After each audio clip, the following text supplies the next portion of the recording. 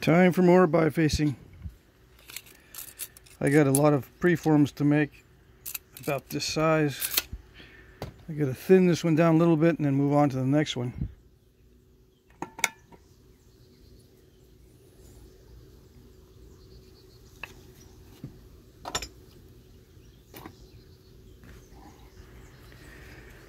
It's gonna be another hot one today, but I'm not gonna be in Texas much longer, maybe a week more.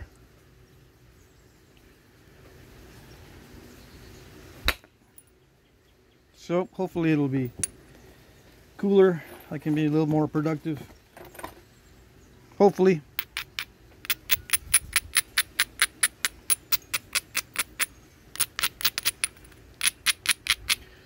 Anyway, I'll be traveling, and if I can't make enough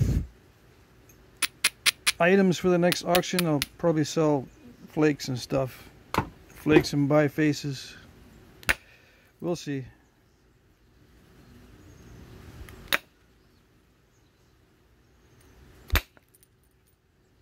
Ooh, that one almost overshot. Very lucky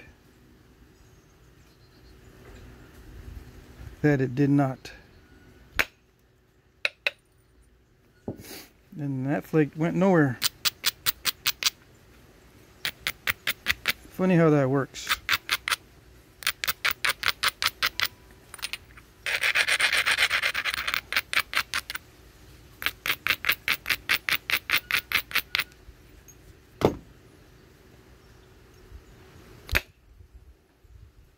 So yeah, at the beginning of the day, I'm not very talkative. My mood and my metabolism increase as the day goes on. It's probably opposite for a lot of people.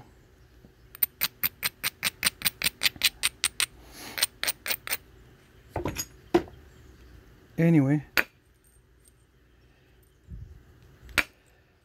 Oops. I gotta make sure I maintain a certain width.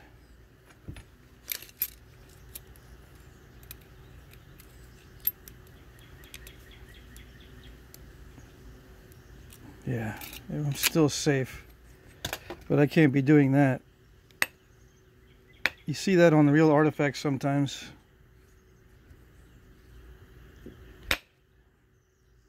It's just part of aggressive flaking. Aggressive flaking to thin it down.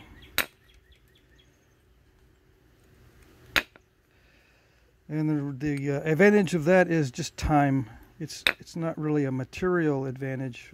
You know, it doesn't really save on material. It just saves on time. Now, back in the day when you would quarry this stuff and you would sit and biface at the quarry, you could only do it during daylight hours. So early in the morning or in the evening before the sun goes down were the coolest times of the day, if it's hot weather, which is usually when you go and harvest your stone or collect your stone. Summertime, that way you can travel easily.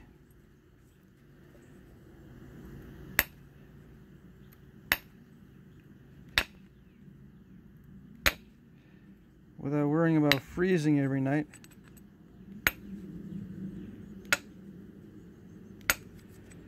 So yeah, you would work during sunlight hours, and a lot of times by the time you get set up, got to be in a hurry before the sun goes down.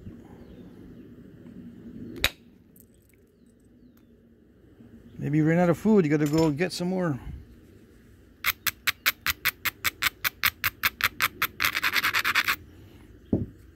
Even if you're only surviving off of plants while you're working in the quarry, you still got to go get them. Still got to dig them up, roast them or whatever after that. Around here in central Texas, there's big roasting pits They would dig up various roots, heat up the rocks, throw the roots in the pit with the rocks. I think they would cover them up with another layer of rocks over the top and just roast them for a while. Dig them up. Sometimes the roots from various plants are fibrous, and the only way you can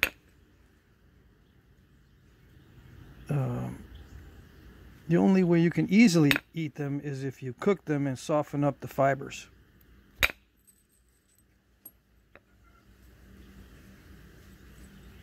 Then you can do the same thing with meats.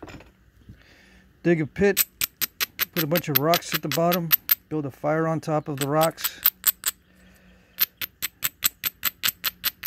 scrape off all the coals or sweep them to the side, put the meat on top of the rocks, and you can either leave it to cook that way or you can cover it up, putting a layer of leaves or vegetable matter or something over the top of the meat, and then put rocks and dirt over the top of that. Preferably sand and not dirt, just something that's not full of nasty stuff over the top.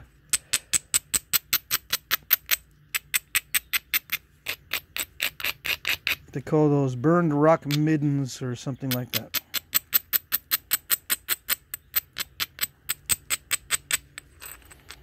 But you can kind of tell they were roasting the stuff in the pit when it's depressed in the top of the mound of rocks. It's got a depression in the middle.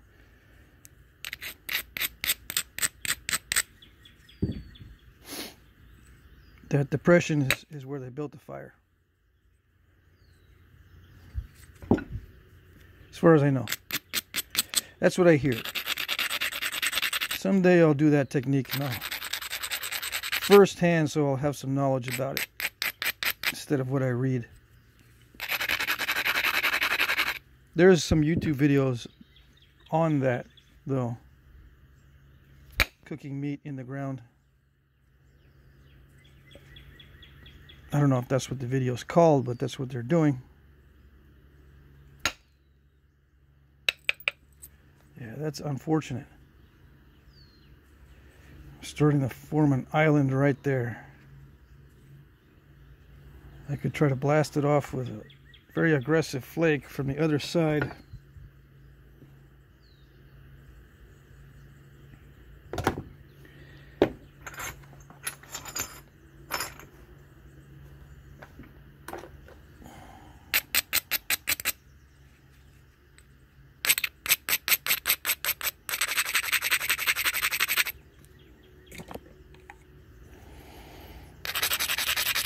Anyway, I'll be napping all day today. All day.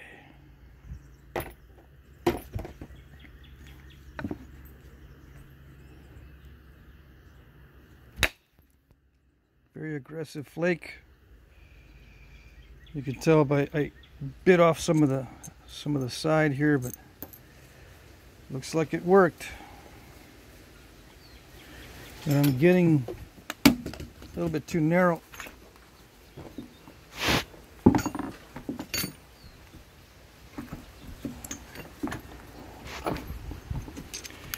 A little bit too narrow for what I want, I think. Well, I think I'm still safe. All right. Yeah, once I have this one done, regardless of what the surface looks like, I just use it as a pattern for the next ones. If I can't get rid of a big step fracture like this and thin it down, then I just won't use it for anything except for the pattern.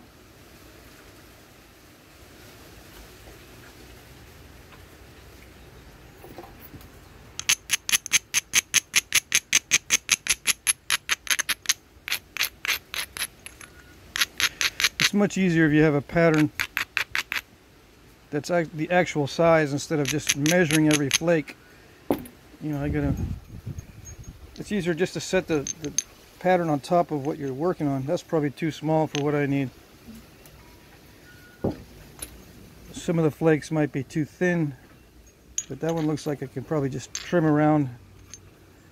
But I don't know if it's going to be too thin after I get rid of the cortex. So these two are iffy, you know, Well, I can't use that, it's not long enough. Let's see. Something like this, of course, I can use. Right, plenty of room. But these are hard to come by in large quantities, because you got to break up a pretty good amount of nodules to get those.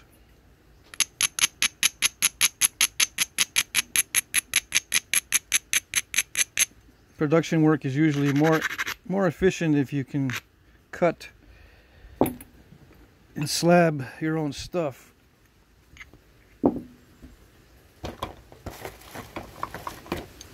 I don't know if I want to get that into it on that side of the production. We'll see. Sometimes it's easier or better just to buy the slabs.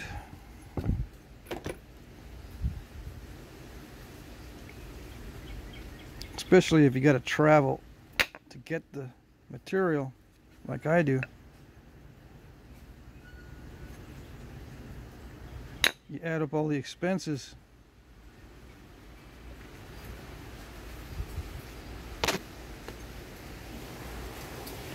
Anyway,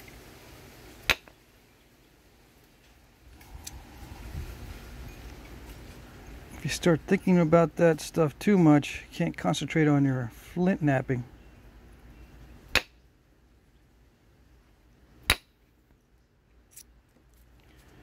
Yeah, this particular piece, I think I know why I set this piece aside and didn't finish it out. It's because flakes are unpredictable on this. Sometimes they want to run, sometimes they don't want to run.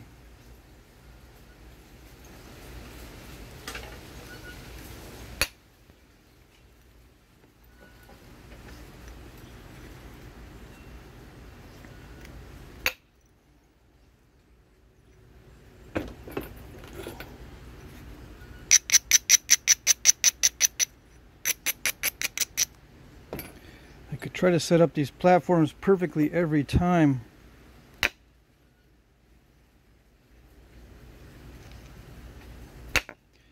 But if I end up doing that a lot, I use up a lot of time. So you got to not only be concerned with the consistency, but also the technique.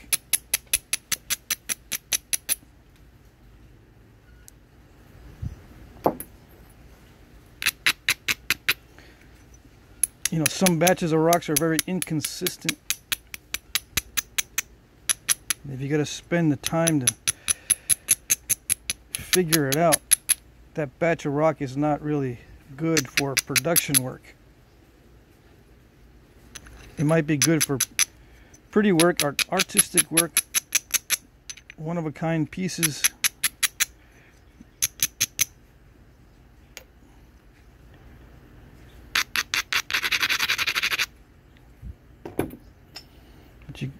You know, stuff that you can get more for each piece, then you can spend time on it. But if it's going to be finicky, I don't know. But I can still use this as a preform, as a pattern.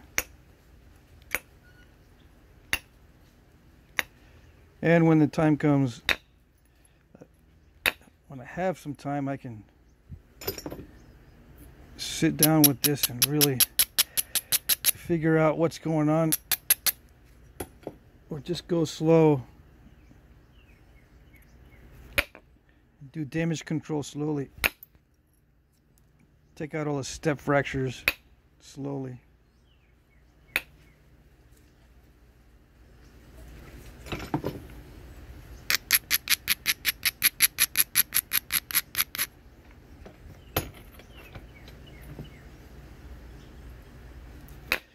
Yeah, there's various ways to deal with the step fractures. You can go slowly, carefully, or aggressively.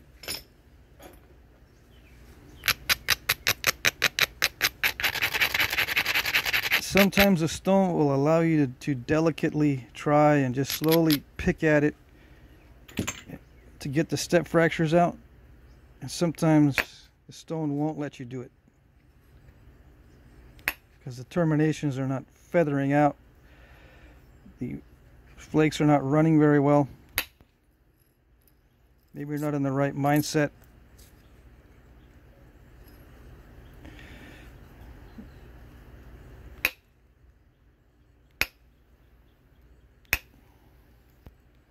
You know, by what I mean by mindset, maybe you were just knapping obsidian prior to this and you're thinking obsidian, you just can't run flakes on the flint until you make the adjustment, that sort of thing.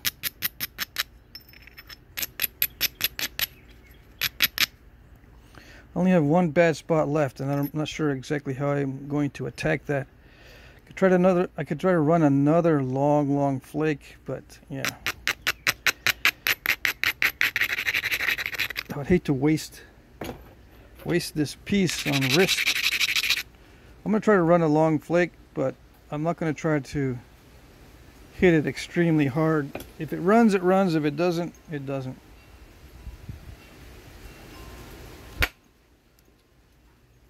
Did I do it?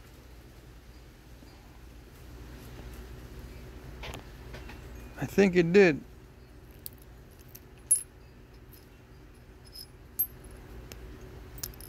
Barely.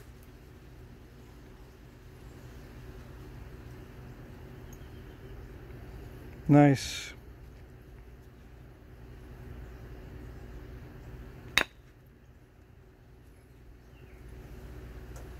So that was the last bad spot. Well, maybe not the last one. Here's one right there.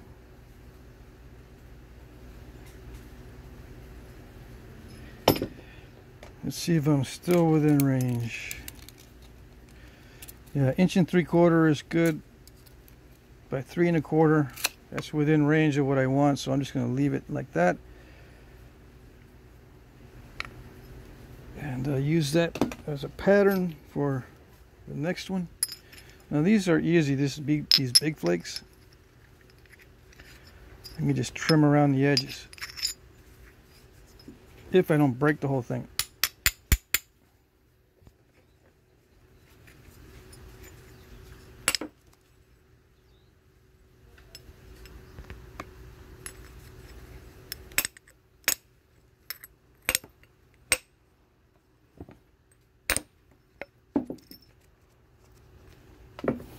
Got a little flake right in the hole there. I got to get another pair of gloves. Yeah, getting close.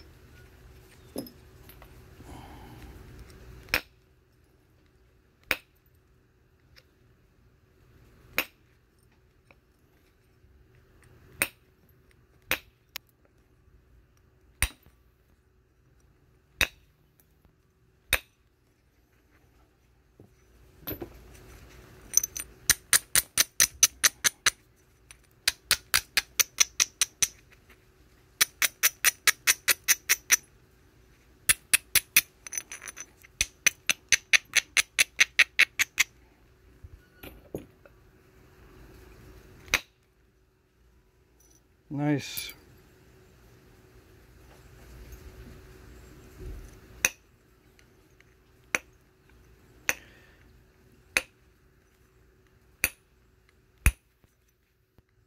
Very nice material.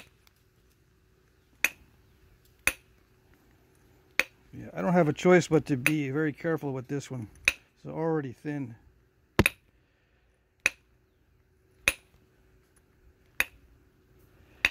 Cannot be too aggressive. If it ends up being really steppy, because I can't be very aggressive because it's so thin, then you go, oh well. It's got to either have steps in it, or I got to reduce the size and do damage control to get rid of all the steps and end up with a much smaller arrowhead.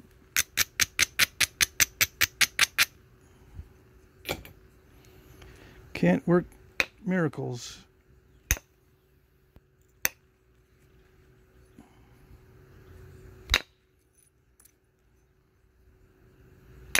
Yeah, if it ends up being very steppy, can't do anything about it. Either leave the steps in or do the damage control and get a smaller piece. I mean, end up with a smaller piece.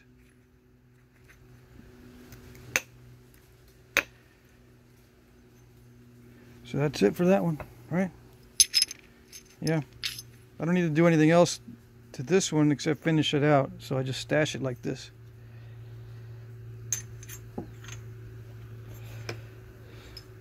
Those are the good ones.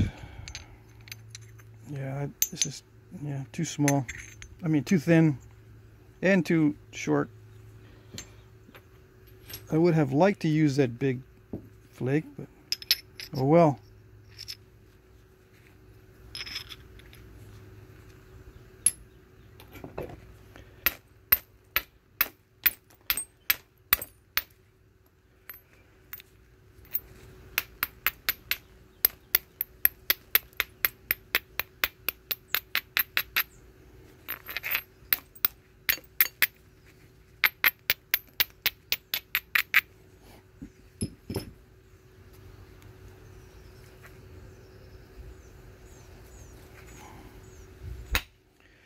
So yeah, I'm just going to zigzag this one all the way around. Ooh, this is a tough piece. Okay.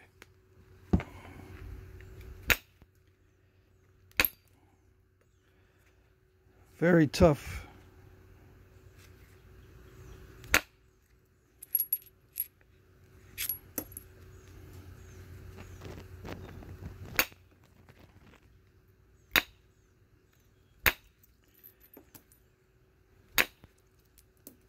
I don't know if I'll be able to use this one for this next project because it's so tough, but maybe. Flakes do want to run on it. Yeah, they're running well.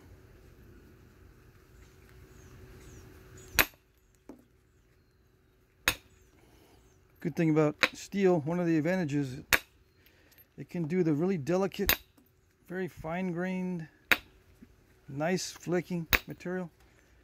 And it can also do the tough stuff without having to change it out or do anything to the flaker. You just go straight from the delicate to the tough and back to the delicate. Don't need to switch it out. I did switch the end though. Instead of the pointy end, I switched to the dull or rounded end because I'm hitting a lot harder.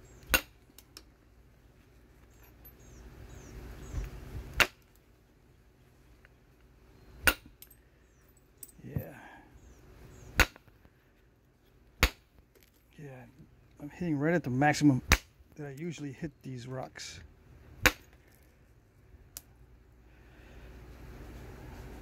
I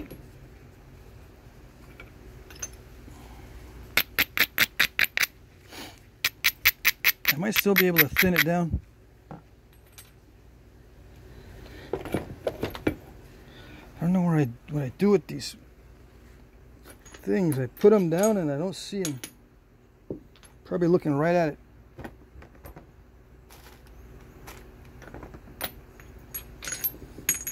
There's some stepping on it. Yeah, I lost my preform. Okay. Way over on the other side. I don't know why I put it way over there. So I still have room. Barely. Barely. Alright, don't put the preform on the other side of the drop cloth. Okay. Keep it handy.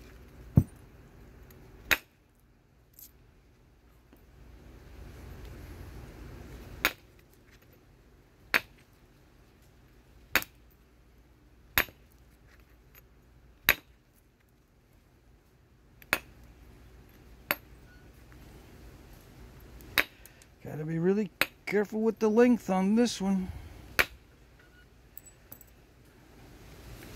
Yep. I just barely have enough length.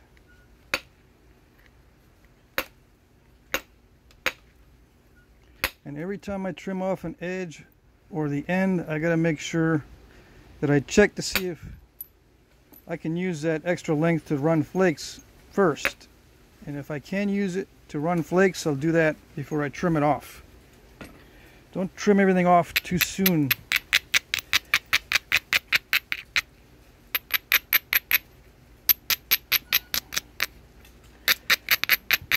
You can use these bumpy areas that are sticking out to run flakes.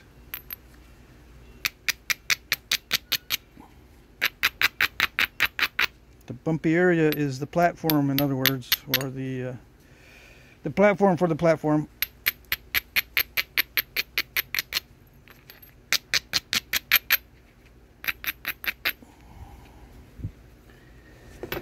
The platform for the platforms.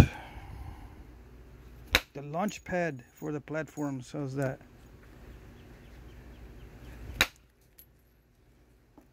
You know, launch a bunch of flakes off of that lump.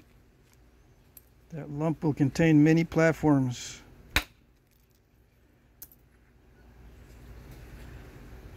Or has the potential to contain many platforms. Dang it. I can't hit that too hard on the end because it'll snap in half. That's one of the hardest strikes. Is the end strikes is one of the hardest ones to balance, to get that balance. It gets easier and easier the more you do. But you gotta get used to that balance. How hard do I strike? How thick do I make that platform so it doesn't snap the whole thing? When I hit it, if it's too thick, it'll pull too much. If it's too big, there's too much energy going in a downward movement. Just can't help that part. And it'll snap the whole thing. You get too much bending going on.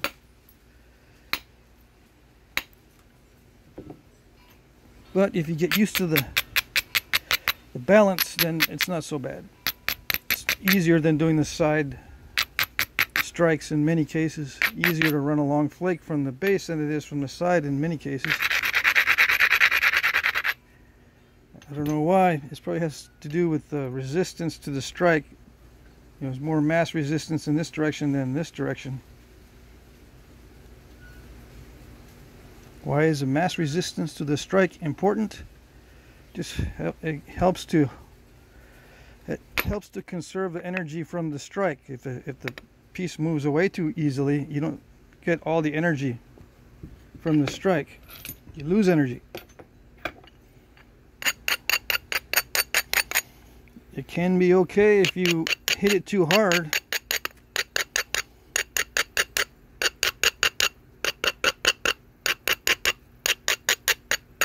But then you get used to hitting real hard. It can be okay if you hit it too hard. It'll not ruin the piece because it's bouncing away and the flake didn't go potentially overshot or potentially too deep or potentially too radial crackish. If you put too much force, it'll produce a radial crack also. So in a way, bouncing away sometimes will save your butt, but you don't want to depend upon that. You want to depend upon hitting with the right amount of force every time and not having to depend on luck or depend on the loss of energy to save you because you hit too hard.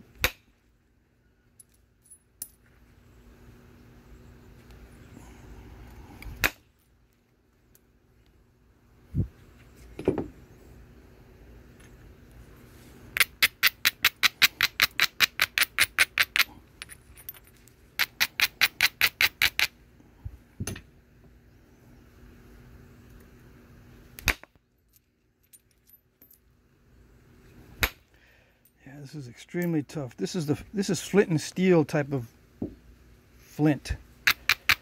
Extremely hard edges and kind of grainy.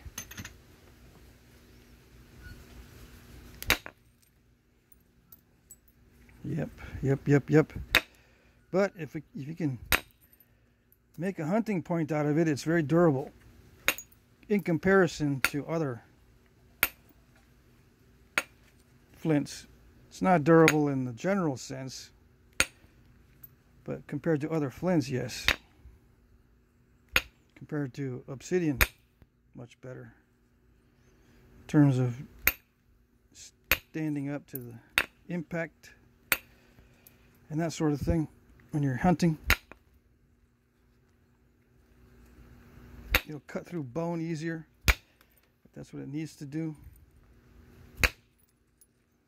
That sort of thing. Alright, I'm out of time. I'm within the size range and just need to trim some more off. But since I'm out of time, I won't finish this one to look like this one. You know, I can thin this one down more, but for now, I'll just upload the video. Okay.